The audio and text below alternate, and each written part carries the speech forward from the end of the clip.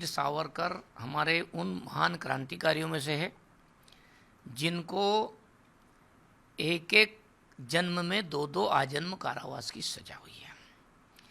और 1857 का जो हमारा स्वतंत्रता संग्राम था, पहले लेखक हुए जिन्होंने 1857 के आंदोलन को स्वतंत्रता संग्राम कहा, नहीं तो लोग गदर ही कहते थे। इसलिए भारत की आज़ादी में उनका अपूर्णीय योगदान है और इसलिए उनको समाज जीवन में हर जगह पर सम्मान मिलना चाहिए। दुर्भाग्य से इस देश में कांग्रेस की सरकारों ने भारत के महान क्रांतिकारियों को इतिहास के पन्नों में जगह नहीं दी गई। विदेशी आक्रांताकारों को महान लिखा गया, देशभक्तों को महान नहीं लिखा गया। राष्ट्रीय शिक्षा नीति 2020 भारत केंद्रित शिक्षा पर काम कर रही है, यानी अब देश के लिए काम करने वाले देश के हीरो वो बनेंगे, उनका हम बच्चों को पढ़ाने का काम करेंगे। और इसलिए कई महापुरुषों की जीवनियाँ हम जो नया सारा सिलेबस बनेगा उस सब में जोड़ेंगे।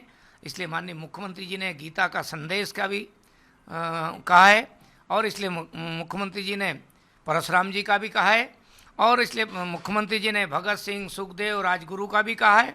ऐसे सारे क्रांतिकारियों को हम पाठ्य पुस्तक में सम्मिलित करेंगे।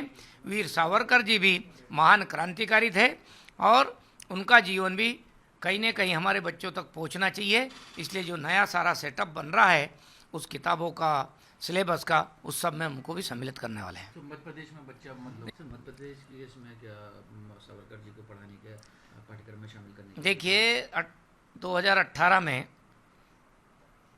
कुछ समय के लिए कमलनाथ जी की सरकार बनी थी। कमलनाथ जी ने जिस स्वतंत्रता संग्राम आंदोलन में जिस महापुरुष का विशेष योगदान है, जिनको एक जन्म में दो दो आजन्म कारावास की सजा हुई, ऐसे स्वतंत्र वीर सावरकर की किताब एक स्कूल में बांट दी गई थी।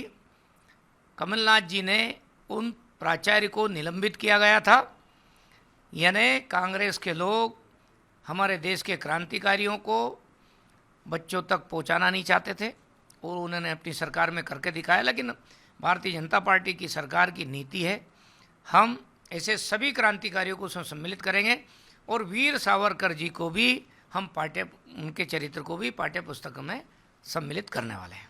सावरकर को किस हैसियत से शामिल करना चाहते हैं, ये बड़ा सवालिया निशान है और बहुत अफसोसजनक है।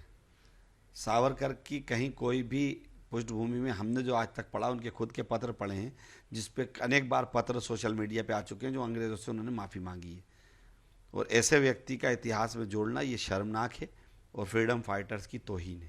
तो ये 2018 में आपकी सरकार आई थी तो एक प्राचार्य को आपने हटा दिया था, सिर्फ बुक उन्होंने अपने बच्चों को पढ़ने के लिए दी थी, लेकिन वो आप बदलाव कर रहे हैं इतिहास नहीं, वो करेंगे ना, क्योंकि वो जिस पृष्ठभूमि से आते हैं, सावरकर उनके मार्गदर्शक हैं, उनके संस्थापक हैं, तो उनको वो इनकी मजबूरी है।